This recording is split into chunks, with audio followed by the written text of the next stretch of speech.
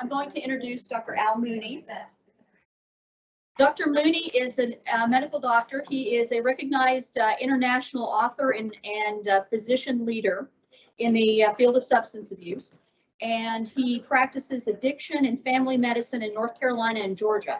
He's board certified in the specialty of family medicine since 1979 and has provided medical care in the specialties of family, behavioral, community, and addiction medicine for more than 40 years. He's the co-author of the best-selling recovery book and has gained international recognition and respect as an author and trainer, and is recognized by his peers through listing in the current and past editions of the book and Best Doctors in America as well. In his current clinical and personal activities, he systemically strives to assist anyone with a desire to stop drinking and become abstinent and familiar with recovery through Alcoholics Anonymous and other 12 steps programs. Dr. Mooney is a pioneer in the field of addiction medicine. He is an inaugural diplomat of the American Board of Addiction Medicine. He has helped to establish the certification standards for the specialty in the United States when serving on the board of the American Society of Addiction Medicine, and served as a delegate to the CRO Summit in 1983 in Santa Barbara, California, to select a national organization to represent addiction medicine in American medicine through the American Medical Association. In the 1980s, he was also among the first physicians to be certified in addiction medicine. And a year after, he achieved addiction certification from the California Society of Addiction Medicine.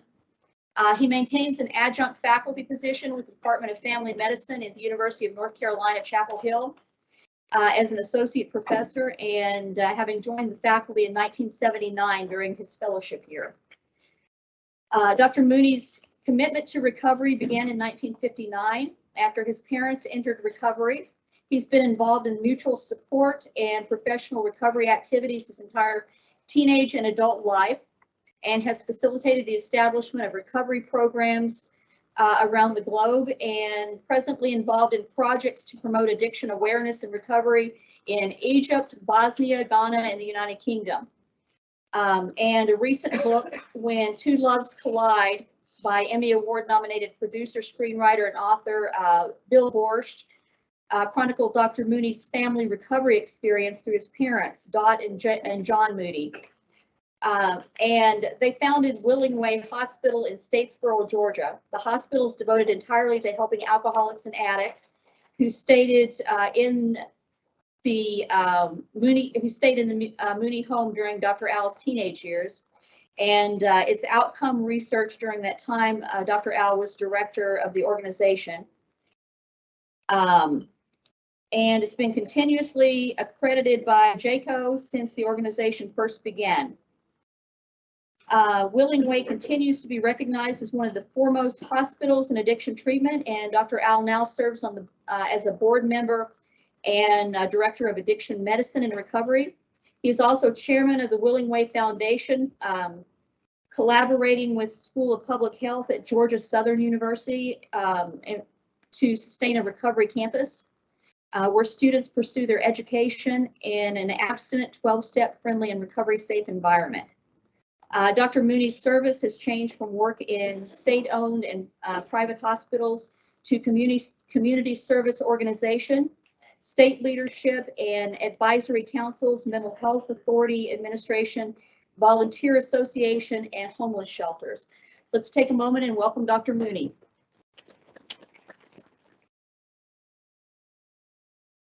Thank you, Kathy.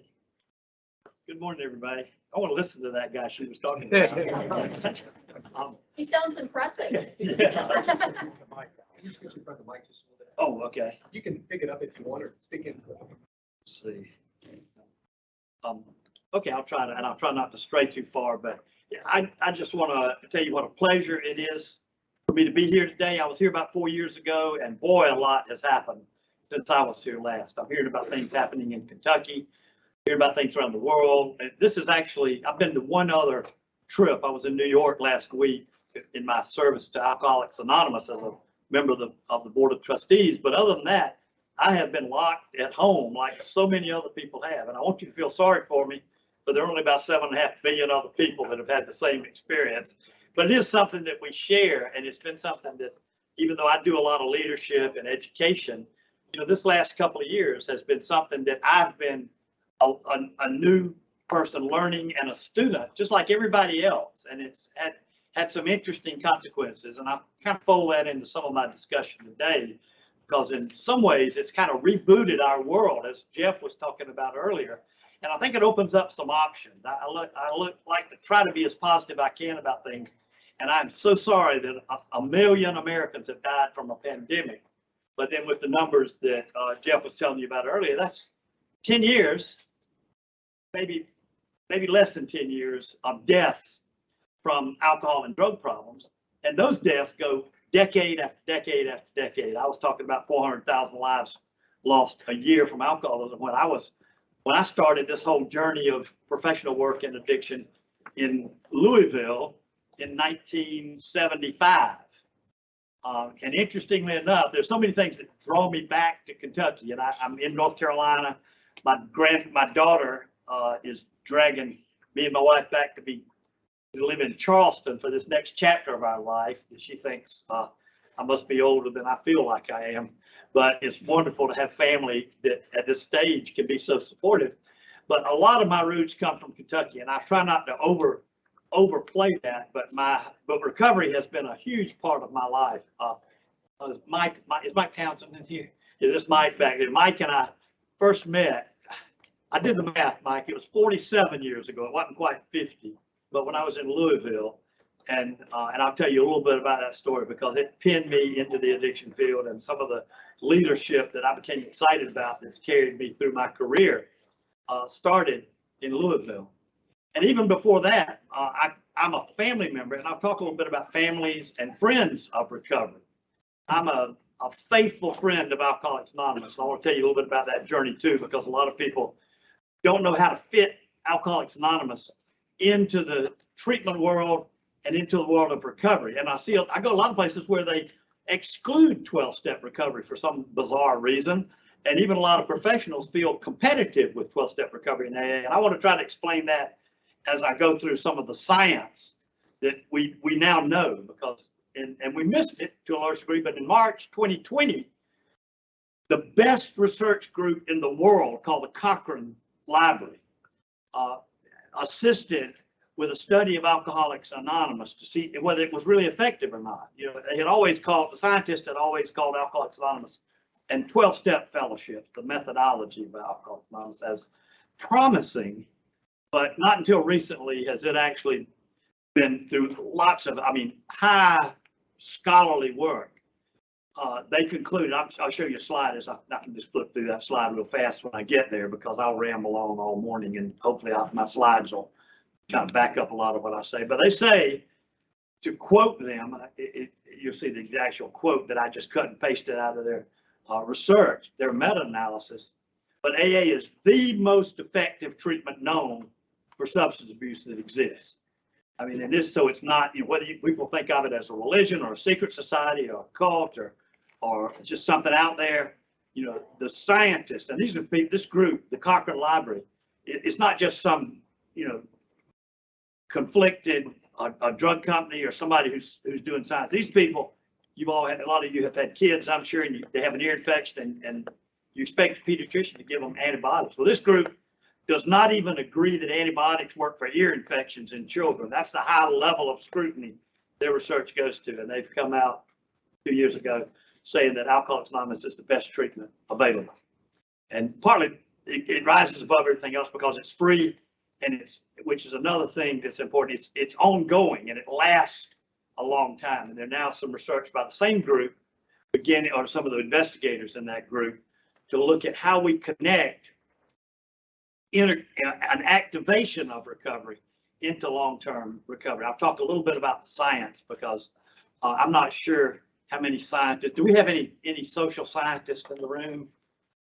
Okay, because we have to kind of know the science, because it's not an area that social scientists, as important as this area is, like Jeff said, social scientists aren't scrambling to study about addiction, and there's not a lot of way for them to make a living. So we have to represent our field, and I want to talk a little bit about that too, because most of you guys, almost everybody in this room probably is younger than I am. I used to be the youngest guy in the room when I was a teenager going to these kind of meetings. And I don't know what happened to my middle years, but all of a sudden now I'm the oldest guy in the room. And I've become a lot more interested in mentorship and leadership and championing causes grounded in good science. You know, I'm also kind of obsessed with things. You know, when the virus came around, I've got some traits that, thank goodness I decided not to drink, because I'd have gone off the deep end and maybe had to be a member of a 12-step fellowship myself now. And I am a member of a family 12-step fellowship, so it's a big part of my life. But we got the pandemic, I said, man, those masks, it really bothered me that the masks leak air on the sides. And you might not have worried about that, but I stayed up nights worried about how much virus was going around the mask. Everybody talks about N95 masks. So I did my due diligence. And so if you get annoyed by some of my science and data, this is what you're dealing with. So I did my due diligence, and I found an outfit in Las Vegas that had patented an N95 mask that has a patented silicone seal. So once you put that head strap around the back of your head, it seals it. So every molecule of air that goes into my lungs is filtered through that mask that we know filters out the virus. So good or bad, that's what you're dealing with. But it has been helpful in looking at some of the myths and misinformation that people believe in the addiction field. And you don't have to be like me, but I want people to know that if we examine very closely, and this is not the class or the lecture where I teach people how we evaluate scientific methodology, but I'll tell you, we can't always trust the people that are out there benefiting from some of the science by putting money in their pockets. And that's one thing I love about that Cochrane Library. There is no conflict for profit or money from those guys. And they're the ones who say there's nothing that represents recovery better than Alcoholics Anonymous. And in parentheses, TSF, which in the scholarly world is 12-step facilitation.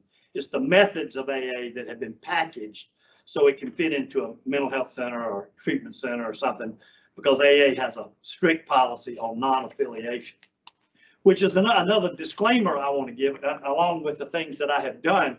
Probably the thing I'm most proud of is my friendship with Alcoholics Anonymous, and I've become kind of an ambassador for friendship with AA, and I hope we have a chance to tease that out a little bit, because of its non-affiliation. AA often appears to people that don't understand 12-step recovery as though it's a secret society, and nothing could be further from the truth. In the first printing of the book Alcoholics Anonymous, in the foreword, the last paragraph invited investigation by doctors and scholars and theologians. And you know, there's a lot I've found with my outside interest in 12-step work.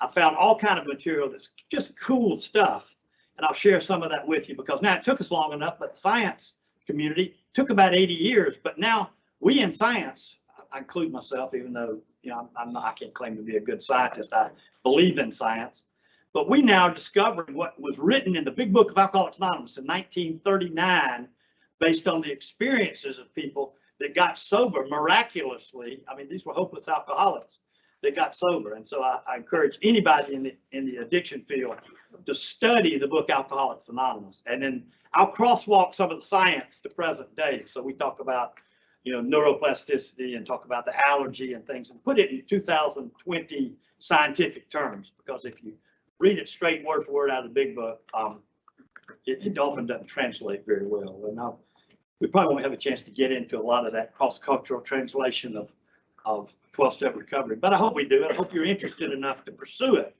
because it's so important in carrying a message of recovery and healing to the alcoholic. No scientists in the room. Do we have any nurses in the room? Let me see if I can have it. Okay, any doctors in the room?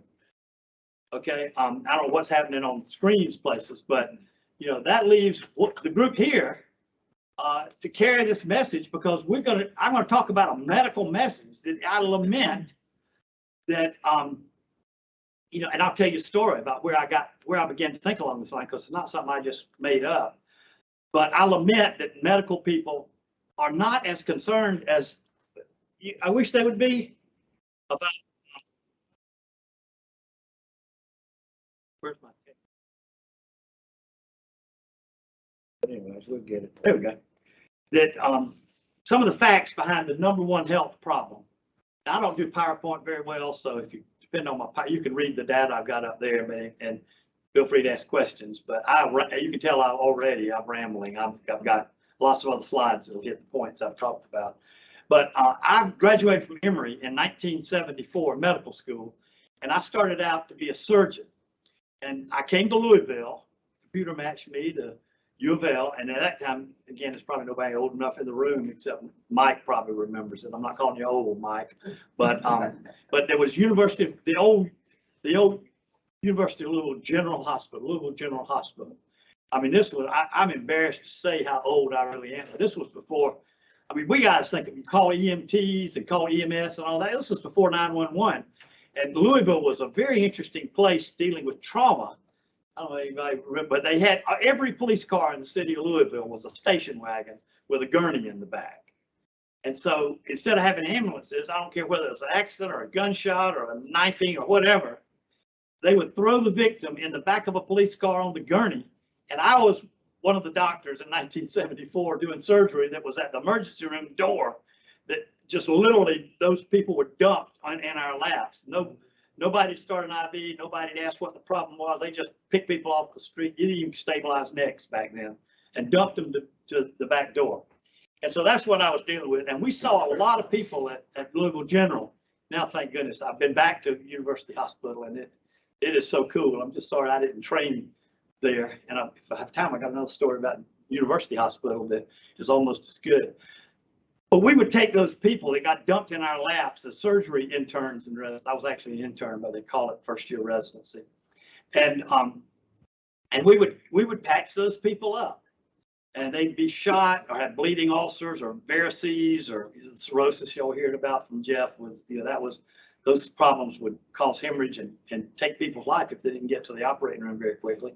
And we would patch them up.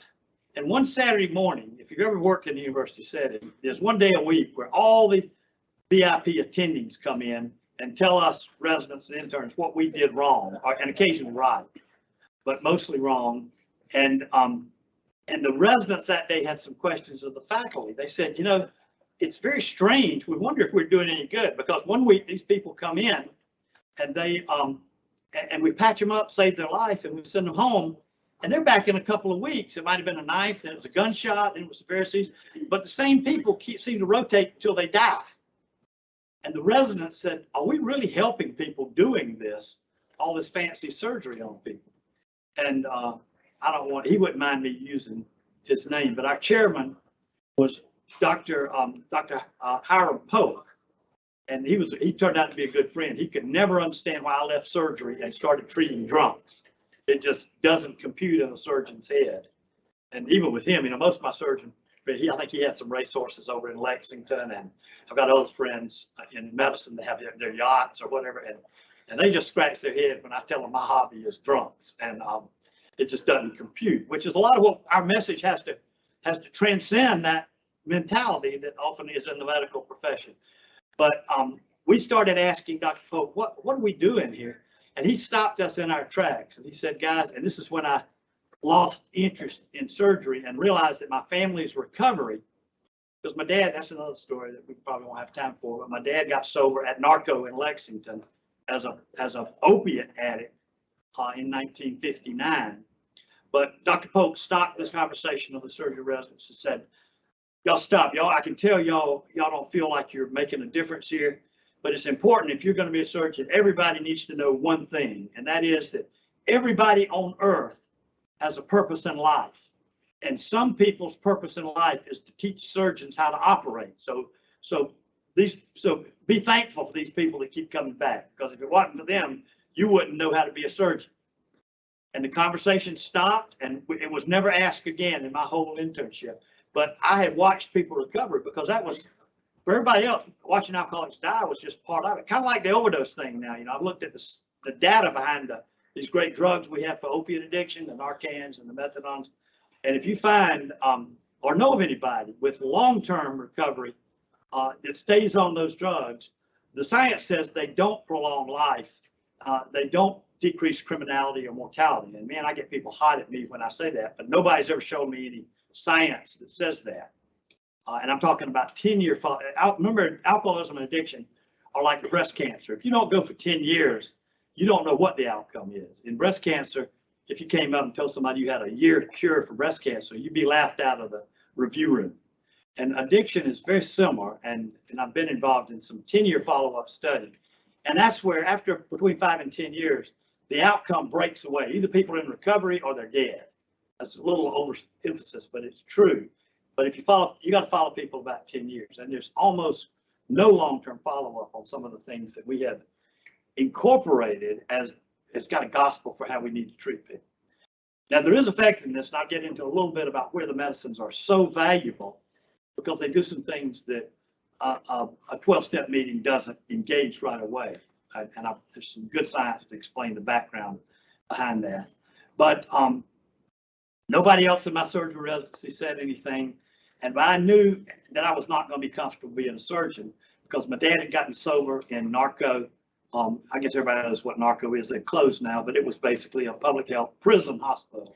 My dad was a physician. And in those days, if you're an opiate addict, you were either a medical person who had access to pure pharmaceutical grade narcotics, or you lived on the streets of San Francisco or New Orleans or New York, where you got what popped off the ship from Mexico or the Middle East or somewhere, and it was pure heroin. And when my dad went to narco, it was, and that's the book that was mentioned earlier, When Two Loves Collide. Some of you that are involved in AA or recovery might have read some of Bill Borchardt's other work. My Name is Bill W. that became a movie, and also the group, the book called The Lois Wilson Story, When Love Is Not Enough. But Bill was looking, because there is kind of a chasm between professional treatment and 12-step recovery lifelong. Bill was looking for an example to write about where there was a professional connection with 12-step recovery. And he had a little trouble finding that because often we have barriers between the treatment field and recovery. It shouldn't be that way, and I'll talk about it some, but it turns out to be that way. But Bill found Willingway and found my mom and dad's story and wrote a book about it called When Two Loves Collide. And in writing that, he went into a lot of detail about my dad's experience at Lexington, at the narco hospital, and also did a lot of primary research. I learned things about my dad from that writing that I didn't even know. But it was in, I didn't know exactly what was important then, but it was important that I know that history because a few years later, as an AA member, my dad came back to the Southeastern AA Convention in the early 60s, and he had been a prisoner in the federal prison in Lexington. And when he talked at the AA meeting, they had some arrangements, so all the speakers got designated Kentucky colonels. And so my daddy always thought it was very interesting how he was a felon serving time in Lexington. And a couple of years later, after he got in recovery, now he was given the honor of being a Kentucky colonel. And it really was kind of the appeal as a child that I had. And there were other things. I'll tell you another story because when my dad, I didn't know where my dad was. And when I found out, it doesn't sound logical and it confused me. But when I found out my dad had been in prison, it was a burden of relief for my shoulders. Because when he went to mental institutions, when he went to prison finally, I would ask, because he just disappeared. He never made arrangements to be arrested. He just got arrested and went. But my dad just disappeared, and I'd ask, "Where's Daddy gone?" And everybody was too embarrassed and proud to say he's in prison, he's in the mental institution. They said, and I guess they didn't want to go to hell for lying. These things, as most of you probably know, are common in alcoholic families. But they said he's off learning to be a better doctor. I guess that meant it wasn't enough of a lie to go to hell for, but you twisted the truth. And sure enough, when he got out of prison and got his medical license back, he was a great doctor. But I just didn't know the backstory. But when he did come home, the first day he was home was remarkable to me and had another deep impression of what recovery brings into a family. And now we call it, now the big deal in neuroscience is positive neuroplasticity. I've got a few scientific things I'll talk about, and neuroplasticity is one of the coolest things I've seen in my career, and it's very much important for things we do in the recovery field. But at that time, it was almost like some miracle had happened that I didn't understand. He came back in our lives, and it was the same body. Those of you who work with alcoholics know what I'm talking about. Or if you've experienced this, it's not quite as obvious. You mostly see it in others. But my dad was the same body I had always known for 10 years because I was 11 when he got out of prison. But then there was a different person that had moved into that body. In AA, they call this the psychic change. And it was very, very pronounced. And if you've ever watched this transformation in a person in recovery, you know what I mean. And it's not subtle. And I just, like my math that I had to get to the bottom of, I spent decades trying to figure out the psychic change. And I eventually read a little in the big book, and yep, they talk about it over and over again. But I went to medical school. This was another, if you haven't noticed, you will. I'm kind of a skeptic of just science that people present that you're supposed to accept and not question. I'm full of all kind of transparency stuff. But when I got to medical school, I asked my psychiatry professor at Emory, I said, now, and I didn't tell him who I was talking about, but I asked how a person, I was talking about my dad, he went to prison, he was diagnosed as a sociopath. And when he got out of prison, he thought he was doing 12-step work, but he was a doctor, my mom was a nurse. So they started helping alcoholics. And to make a long story short, it ended up being a hospital called Willingway that actually our family doesn't still own that. We were looking for a way to get it to the next generation and survive it. It's almost impossible nowadays for a family, a small family, to run a small hospital. So we found a path to the next generation. And so far, so good, but we're out of that now. I can do other service work as just a citizen and a servant of recovery, which I value very highly. But when the 12-step work that my dad was doing kind of blossomed, and he was a doctor, so he'd give people phenobarb for detox. My mom was a good cook, so she'd invite people into our home because they weren't staying sober locally in their ag group, and they'd come live with us, and we kind of adopt a surrogate family for a while. And they actually, it was kind of amazing. Like y'all are beginning to have an experience here. I'm so glad to hear people prior to me talking about some of the success that Kentucky's having, because that's not happening everywhere in the country. They said that, but I'll assure you, it's not happening in other places. And we might have a chance later in the day to talk about questions and all why that's the case. But it relates to recovery stuff. So I asked my psychiatry professor, how does a sociopath become a philanthropist? And he just blew me away. I never had the courage to tell him I'd seen this and it was real because it was my dad in recovery.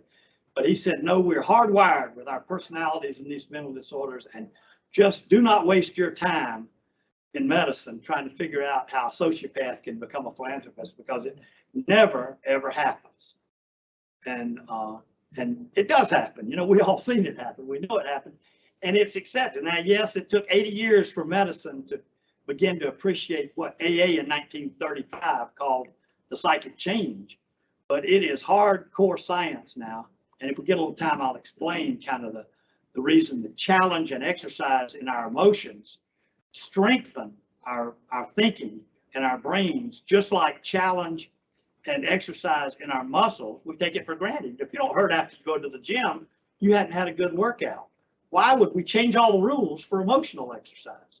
So, and there's some reasons for that too, that I may or may not have a chance to get into, but the science now says something different than what a lot of us, including myself, were trained in. And it's not easy to change when we're trained something that's wrong. So I don't mind challenging that. And because we don't have a lot of physicians in the room to help me, you know, I'm not sure how we get to the truth, but I need friends and supporters. And one of my mantras now in my old age chapter is, what can I do to help cultivate friends and champions and leaders in recovery? And I see a lot of young people out here, and I didn't know what my path was going to be nearly 50 years ago when Mike and I met, but it's been an exciting journey. And not always something I'm proud of, because if you ever go to an AA meeting and somebody's just so insane crazy that you can't think of anything positive to say, you better know what we tell them. Keep coming back. You always tell people to keep coming back. And here I am, like I said, I'm talking about 50 years ago like it was yesterday. And I was around 10 years by the time I got to Louisville to meet Mike.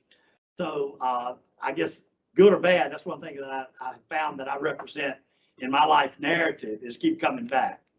And it has served a purpose. One of the things that I do now is, and it took some understanding before I could even get into that service. And I'm not here speaking for Alcoholics Anonymous, even though I've shared the science and a lot of the principles behind AA. AA has a board of trustees that are composed since 1966. Before 1966, non-alcoholics ran AA from the board level, but no longer since 1966. A majority of the board of trustees of Alcoholics Anonymous are alcoholics, but there's 7 non-alcoholic trustees of AA, and there's kind of a job description for those of us that have been asked to serve AA like that. And part of it is what our perspective and ideas, what our life journey and professional expertise is. And I, since 2019, I've been serving as a servant of Alcoholics Anonymous. A lot of members of AA don't know that there are non-alcoholic board members in AA. And it's given me a chance to take a pretty deep dive into how I can be a better friend of the best treatment methodology that exists on the face of the earth. And I also have a chance, in my interest and desire for leadership, I have a chance now to share my journey with others who have an interest in how you can help a wonderful fellowship of recovery like AA or NA or any 12. The science I'll share has to do with 12-step recovery, not just Alcoholics Anonymous, but how we who are friends don't have to stay at arm's length like it's a secret society.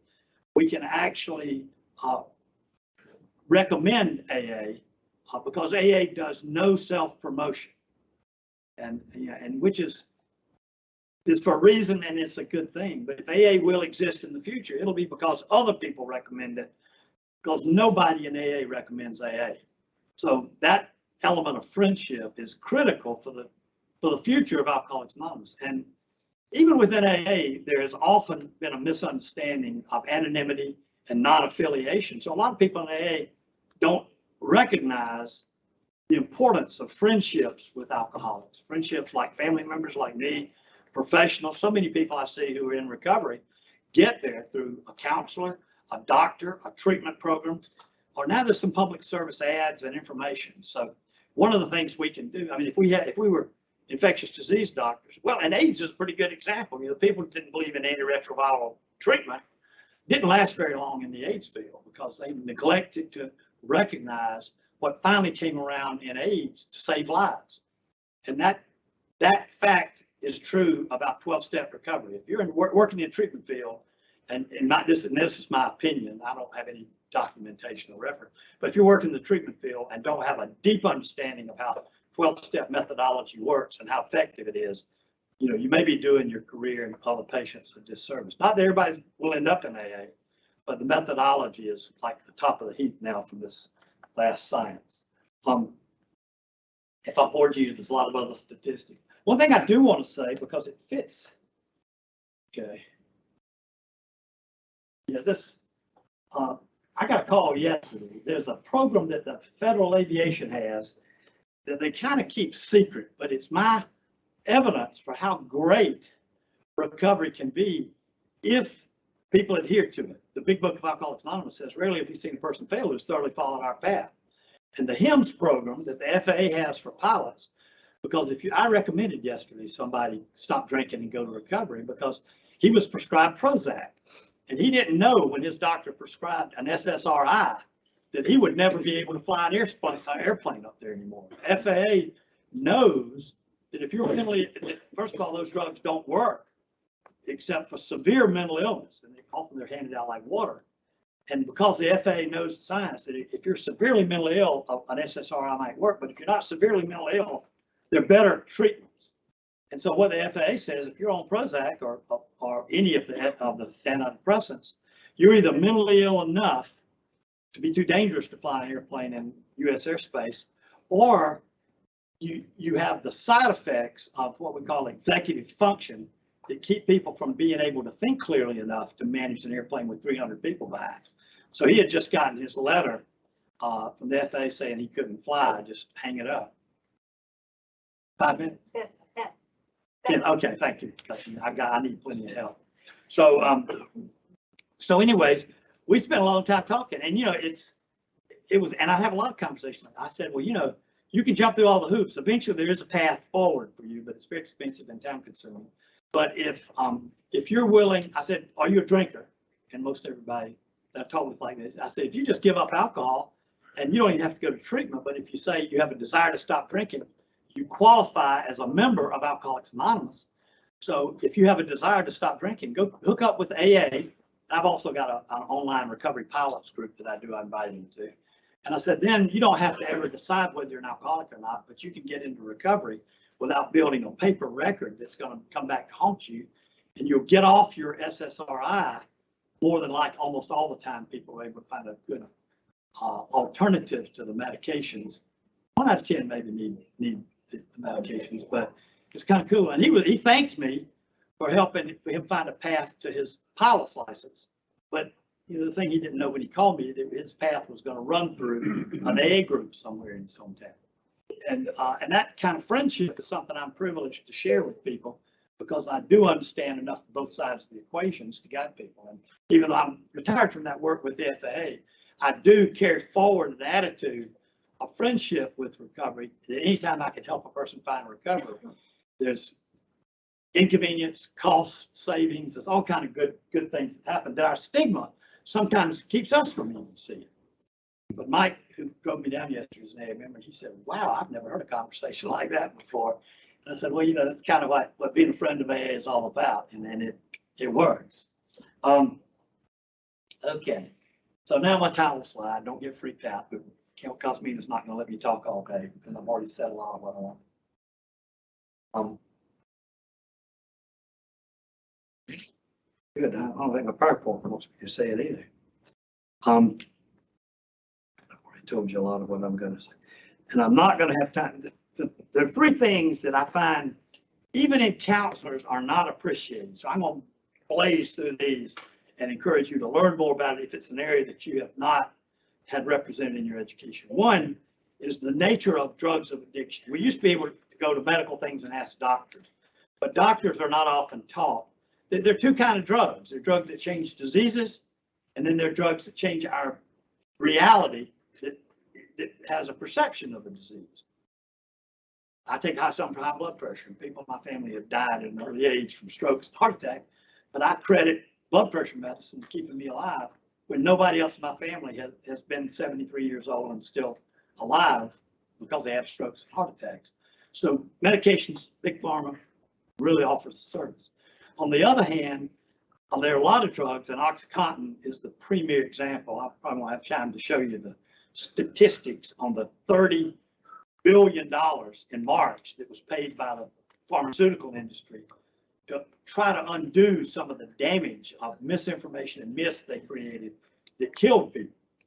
I mean, you can run the U.S. Coast Guard for 2 years on $30 billion and have a little left over to buy a ship or two. But that is what it was worth for Big Pharma to get out of this quagmire of deaths that their misinformation caused. And there are other examples. I've got a couple of slides on that. But it's up to us in the field to know that there are uppers, there are downers, there are narcotics, and there's others. They're all mood changing. They all play into addiction, like everybody in this room knows. But the categories are very simple. And it's important to me because if I hear about on the news that there's something called Flocka or Molly or Crocodile, it was very easy for me, knowing uppers, downers, narcotics, and others, to know exactly where to put that drug. And if the next day I had a patient come in, I knew how to detox. It was not rocket science, and a lot of you have that skill, but unfortunately it's not taught very often. The second thing is tolerance, dependence, and withdrawal. We act like, and there's a lot of promotion, that a drug fixes a chemical imbalance that just keeps on working. That is not true. That imbalance thing we heard about in the late 80s, early 90s about antidepressants is more of a marketing strategy than science.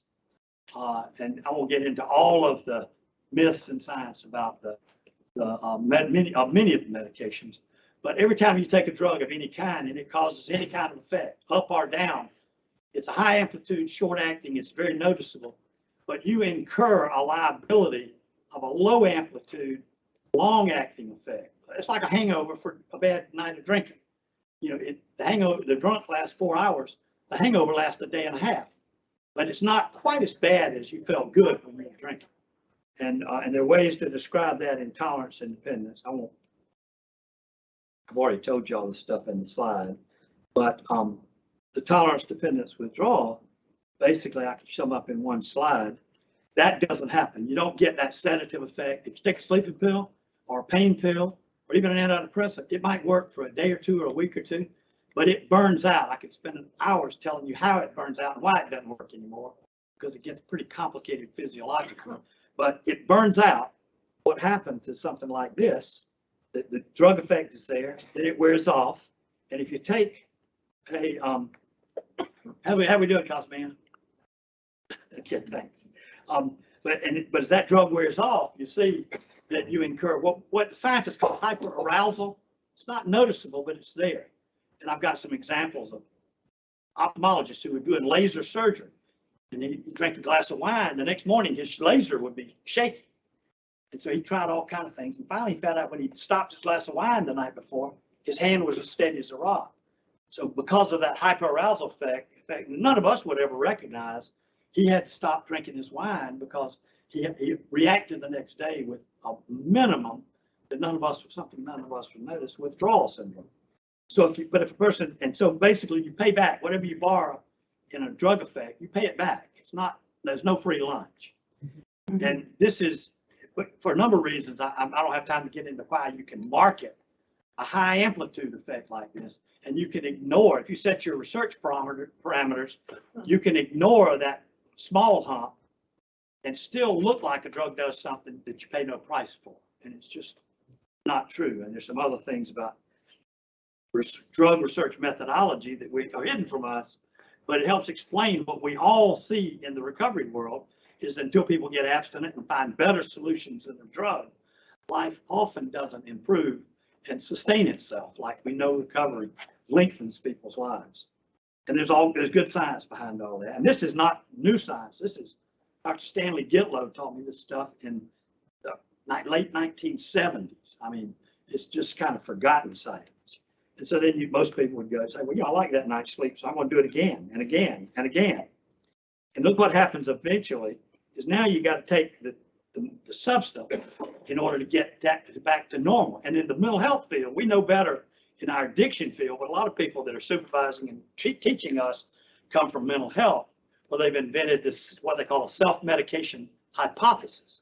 So now if you're sleepless, if you're anxious, if you're depressed, you take a pill and it takes you back to normal, and you can reasonably be diagnosed with almost any psychiatric disease. As a matter of fact, it's so common. I'm not here to talk about DSM, but in the newer DSM-5, that there are points that were in the old DSM, but they were clarified in the DSM-5 that are called exclusionary criteria, because mental illness is affected by substances, or the symptoms of mental illness are affected by substances. The new, and go look at it if you don't believe me, but I took pictures of it because I had psychiatrists that didn't believe me. But to make a mental diagnosis for every major mental illness, you have to exclude substance abuse. That's what an exclusionary diagnosis is. It says this disease cannot happen in the presence of alcohol and drug in the body. Now, tell you that to your psychiatrist and he'll argue with you. And that's when I have to pull out my picture from my iPhone and show him that his own book says. But it's important because there is a re-equilibration. Those of you that are in the field know about PAWS, post-acute withdrawal syndrome, can take months. And there's some drugs that, I'm scared to say it, but it can take years before people come back to normal. Matter of fact, it can take so long that I don't know whether it's the drug post-acute withdrawal or whether it's just a person working with neuroplasticity to rebuild a new life in recovery. It's a very gray zone for me. But that's not addiction. Now, all that progression, yeah, you suffer from withdrawal, it's bad. But what makes an alcoholic and an addict is that you go through all that hell and get well, and then you do it all over again. It's the repetitive cycle of use and destruction. I mean, I had some weird feelings. I think genetically, I probably got the DNA of an addict. I went to an AA member after I just loved my colonoscopy. If you love a colonoscopy, something's wrong with it. And it was like the best day of my life. I want to tell you a long story. And so I went to my AA member and told him, but my doctor said come back in 10 years, and I was good, but I really had a good time. And I said, should I join AA? I need to come pick up a white chip. But I trust these people. They've come through hell. And anybody in recovery, I trust them. Well, my mother was in recovery, but they're up there right there with mother status. And he said, when did that doctor tell you I have to do that again? And I said, he said I was good for 10 years. He said, if you show up in that office for a colonoscopy one day before 10 years, you come back and we'll give you a white chip and you can be a member here. So, and it didn't happen because there's a continuity, there's a repeating cycle that is, damage use, and that cycle is good. And I don't care if you're mentally ill or just have an asshole personality. If there's use and damage associated, the first step to getting a better life is to get, and it makes it real easy to separate a lot of the mental from the alcohol and drugs. There is no mental disease, I'm not gonna say no, but there are only a few exceptions, where people drink to self-medicate. Once somebody knows the substances are making your life miserable, a person who's not an addict or an alcoholic will give up the substance to get a normal life. So it's one of those myths that we sometimes have been trained in, it's not true, is that we're taught that there are mental diseases that cause people to drink and do drugs. And if you find some evidence, please share it with me, because I've been looking for 20 years. Now, I did see a psychiatrist that had a lot of that stuff in the literature. And when he did his 5th step in AA, he said, oh my God, I can never take that stuff out of the medical literature. And I was telling people that alcoholics self-medicate because it gave me a few more weeks of drinking. And we had to find other ways for him to make amends. Okay, let me show you this one slide so I can say I've adequately bashed the pharmaceutical. Oh, this is, when you use a drug, I got to say this, Cosmine, I'm sorry, but this it fits with what you were told earlier. My number says 107,000 deaths in the last year. But when I was here 4 years ago, this number was way, way down, half of what it is now. And we were talking about Narcan and methadone and Suboxone, like they were going to be the panacea for this overdose epidemic. Well, I was pretty sure what was going to happen, but it has not solved the problem. The things that you guys in Kentucky are doing by promoting recovery and 12-step recovery and treatment to prepare people for lifelong recovery, that's where the solutions are. So keep it up, because the world doesn't have good examples of that. And now there's some of those same psychiatrists, scientists that are talking about the effectiveness of AA. Now they're looking at a new process of linking intervention with medications and drugs on the short term to engage recovery for lifelong. And there's some new research that's beginning. It's not even being carried out, but it's on the drawing board now to link. And now people in AA have trouble sometimes with a methadone addict coming into the meetings, and I get it. And people in the methadone Narcan program keep saying, well, why we want to send them to 12-step recovery, because we got the cure in reversing the overdose. Well, if you ever talk with an EMT, or if you're an EMT, you know that when you overdose reverse somebody, you just kick it down the road. And the data now is showing you don't really save lives over the long haul. So anyways, but when you have a drug that works, and HIV is my poster child example, when you see there that HIV drugs came on the market in the 90s, the drug use went up. And what happened to HIV/AIDS? It went down. When drugs work, you get an X effect. The disease goes down, the mortality, at least in AIDS, went down, and the drug use goes up. That's what happens when a drug works. So I've got some examples once I get through the financial stuff. I'm quitting. This is the March court reconciliations of the damages that were paid by these drug companies. $30 billion. But in polio, when we got a vaccine, the cases went down. In measles, the cases are almost non-existent. Now, there's a whole anti-vaxxer movement that has contaminated these results a little bit. But when people get vaccinated with polio and measles, the disease goes away. But even so, same with stroke, with heart disease. As we get better with medications and other care, the diseases go down, but not with addiction. We get all these drugs for addiction, and nobody's been able to explain to me why the death keeps going up, skyrocketing. And I think we're beginning to understand that what you guys here are doing it right, and you've got some outcome already. Please don't let people talk you out of doing what you're doing, because there are a lot of people that would love to have you doing the old things that don't work. And I'll talk about Kentucky from now on, because you're doing good stuff. And I'm already familiar with the Healing Place model, and we actually replicated that model in Raleigh, and people are amazed at how effective that can be for homeless people. The homeless population in Raleigh has gone down because we've stuck to that Healing Place model from Louisville. So, and one last slide, Cosmina, so much, I'm sorry. But every one of these 6 points has science behind it that I could talk all day. Mike and I, who drove down here from Raleigh, we did not shut up. It was me mostly, but him too, where we talked about this stuff that there's not usually a forum to talk about. But there actually is new research saying, like, number one, that alcoholism is an allergy. It would take a while for me to explain that, but damn, the big book was right when they called it a physical allergy coupled with a mental obsession. And if you're kind of nerdy like I am, and you might not have to go buy a silicone bordered mask, but I'll explain the allergy thing in private if you ever want me to. What keeps it going? There's a whole science of why people believe misinformation and myths that are on the face value, they're stupid. Denial, if you keep drinking when you've lost your family and your life and your health, makes no sense at all. But there's some brain science that explains that is very well understood, that we don't incorporate very much, but because of some prejudice we have. Why can't we stop? There's science of motivation. There's even a therapy called motivational enhancement therapy. It is not a real effective therapy alone, but it helps people get off first base and moving to recovery. And that's where the science is great. As a matter of fact, when you incorporate motivation enhancement theory with the 12 steps of AA, steps 1 through 3 are preparation. Steps 4 through 7 are action, and steps 10 through 12 are maintenance. And so before step 1, there's a whole attitude about how do we get people engaged in that other step work. And that's where we as professionals fit in, is preparing people for the motivational aspects of this working steps. There's also this idea of neuroplasticity I mentioned that is wonderful as a professional to watch people's brains clear the fog over 2 or 3 years. The problem is it takes a while.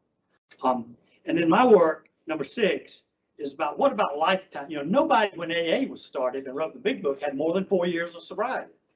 And looking at lifelong recovery, that's a drop in the bucket. As wonderful as AA and its literature is, but now we know more about lifelong sobriety. And a lot of my life's work has been what I call the recovery zone system, where people go through saving their life in the red zone, and after years of foundation building, then they live their dream in the yellow zone. And then once life is kind of as you always dream, then you live as long as you can and pass it on in the green zone. And that's my life's work, and I hope you'll have an inclination to get more familiar with. And we're going to talk about that more this afternoon, but because Mina wants to yank me away. But thank you so much. I really appreciate it.